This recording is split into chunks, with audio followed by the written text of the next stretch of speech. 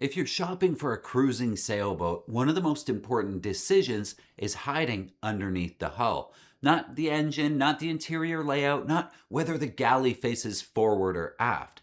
The keel, one of the most debated topics in all of sailboats.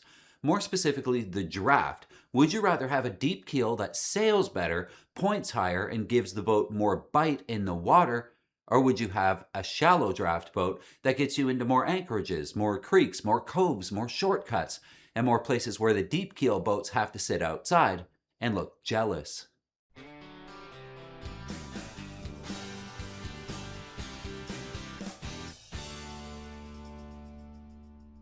And before the end of this video, I want to hear your answer. If you're buying your next cruising sailboat today, would you choose the deep keel or the shoal draft version? Put it in the comments because this is one of those sailing arguments where the right answer changes completely depending on the sailor. On paper, the deep keel has the cleaner case. A keel does a few jobs, but two of the biggest are resisting sideways drift and carrying ballast. When a sailboat is sailing upwind, the sails are trying to pull the boat partly forward and partly sideways. The keel is the underwater foil that gives the boat grip. It helps turn that sideways force into forward motion. A deeper, high aspect keel is usually better at that job. That means the boat can usually point higher into the wind. It makes less leeway, meaning it gets pushed less downwind. It tracks more cleanly through the water. In many cases, the deeper keel also puts the ballast lower, which improves stiffness and stability. All things being equal, a deeper keel is a better performing keel.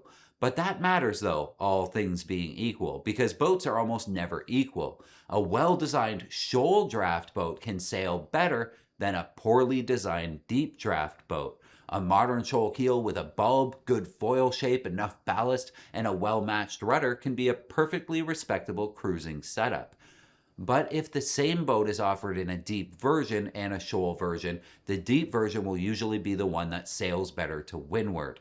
That's the price of admission here. The question is whether the performance matters to you more than the places that you're going to have to give up. Because draft does not just affect sailing, it affects your cruising life if you're going to go cruising. A boat that draws 6.5 or 7 feet can be a wonderful boat offshore, and if you're racing somebody, it can feel planted, it can climb windward, it can make better angles. But bring that same boat into shallow cruising grounds and suddenly the whole personality changes. Now you're watching the depth sounder like it owes you money. And I've seen exactly how much this matters in real life many times. One such story, my own boat draws 5 feet, and a few years ago I was cruising in company with a Catalina 36 that needed around 6. We came to Norman's Key in the Bahamas, and the entrance there is not the kind of thing you treat casually. It's uncharted, it shifts, the sand moves, and you rely heavily on recent advice from other cruisers. I had been told that with 5 feet of draft at high tide, I should be able to get in and out without scraping, so I picked my way through the inlet, watching the depth sounder the entire time. For much of the entrance, I barely had a foot of water under the keel, but I got in, and there was a big storm coming, and Norman's Key has pretty much the best coverage from storms in almost all of the Bahamas. Once you're inside Norman's Key, it opens up into deeper water, 20 feet in places, protected, clear, and honestly, one of the most beautiful places on the planet Earth. The Catalina 36 I was with, drawing just one more foot, could not follow us in. They had to anchor somewhere else. Now, every anchorage has a question mark over it. Can we get in? Can we get out at low tide if we need to? Are we going to have enough water if the wind shifts? Can we take that shortcut, or do we need to go around? Is that beautiful little creek actually available to our boat, or is it just scenery? This is where the shoal draft starts to make a lot of sense. If you cruise the Bahamas, the Chesapeake, the Florida Keys, Gulf Coast, parts of the ICW, or tidal areas with skinny approaches, draft is not a theoretical specification. It is your access pass. A boat drawing 4.5 feet might be able to anchor where a 6.5 foot boat cannot. It might get through a cut on a tide that leaves a deeper boat waiting outside.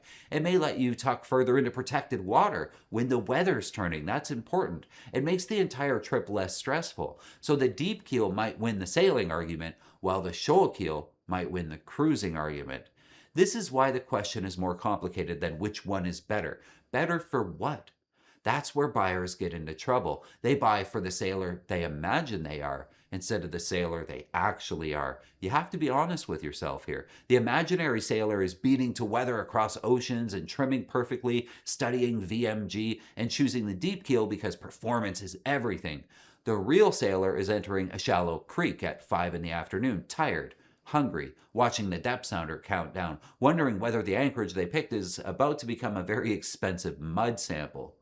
Or the opposite happens. Someone buys the shoal-draft version because they're worried about grounding, but then spends the next 10 years sailing on deep lakes or deep bays or offshore routes where the draft almost never mattered anyway. Every time they go upwind, they wonder why the boat feels a little more sideways than it should, and they can't point as high as anybody else. That is why the best question is not deep keel or shoal-draft. The best question is, where will I be sailing 90% of the time? If you sail the Great Lakes, deep draft might not be a serious penalty. There are harbors and marinas where draft matters, of course, but in many areas the water's deep and the sailing's open. A deep keel makes sense. If you sail the Chesapeake, the calculus changes. A few feet of draft can remove entire sections of the bay from your practical cruising ground. If you dream of the Bahamas, you need to be honest about what that means. You can cruise the Bahamas with a deeper draft, but you will plan differently. You'll enter differently. You'll anchor differently. You'll say no to more places.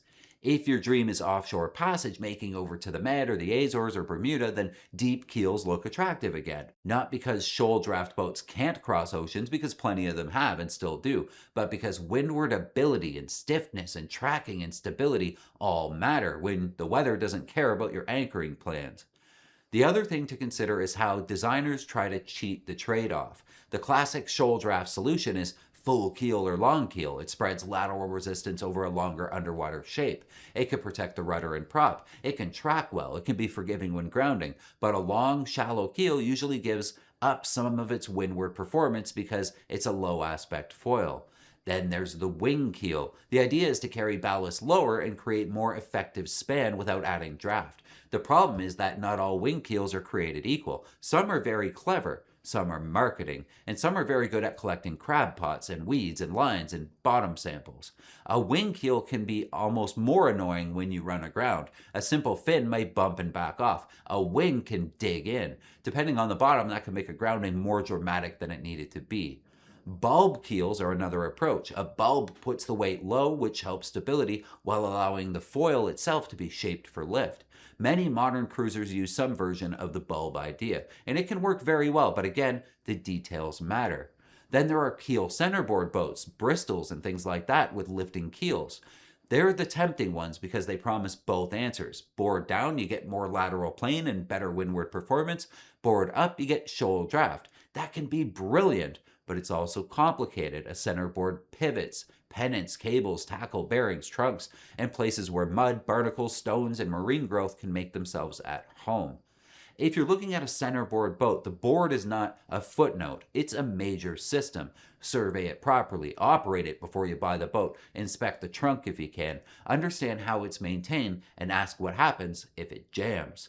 A lifting keel is the same deal, only more so. It can be a wonderful design, but it's not a free lunch. You're buying capability, and capability comes with hardware. Twin keels are another answer, especially in tidal areas where things get dried out normally. They can let the boat stand upright on the bottom and open up harbors and beaches and dry moorings. The trade-off is drag and usually some windward compromise compared to a deep fin. But for the right cruising area, they make perfect sense. Which brings us to resale. Draft affects where the boat is attractive. A deep draft boat may be easier to sell to performance-minded sailors, offshore sailors, and buyers in deep water regions. A shoal draft boat might be easier to sell in Florida, or the Chesapeake, or the Gulf Coast, or anywhere shallow water cruising is part of the local culture. So when you choose draft, you're choosing your future buyer too. Now, what would I buy? If I were sailing mostly deep water offshore, Great Lakes where I usually sail, or coastal areas where the draft rarely limited me, definitely a deep keel. I like to go fast, I like performance. I'd rather have the better sailing boat every single day than carry a compromise for anchorages I rarely use. The best sailboat is not the one with the most impressive specification. It's the one that matches the water you actually sail. So here's the question. For your next cruising sailboat, what are you choosing? Would you rather have the deep keel that sails better or the shoal draft boat that opens up more locations? put your answers in the comments and tell me where you sail, because that's a big part that changes everything. If you want to learn more, check out this article called Keel and Rudder Design Basics. In it, we compare pros and cons and cite a few specific models that we like. A great read if you have a few minutes today. I'll leave a link in the description for you. While you're here, don't forget to give this video a thumbs up. It really helps us out, but also it lets YouTube know that you like sailboat videos, so it'll show you more of them. How cool is that? And hit subscribe so I can see you again next time.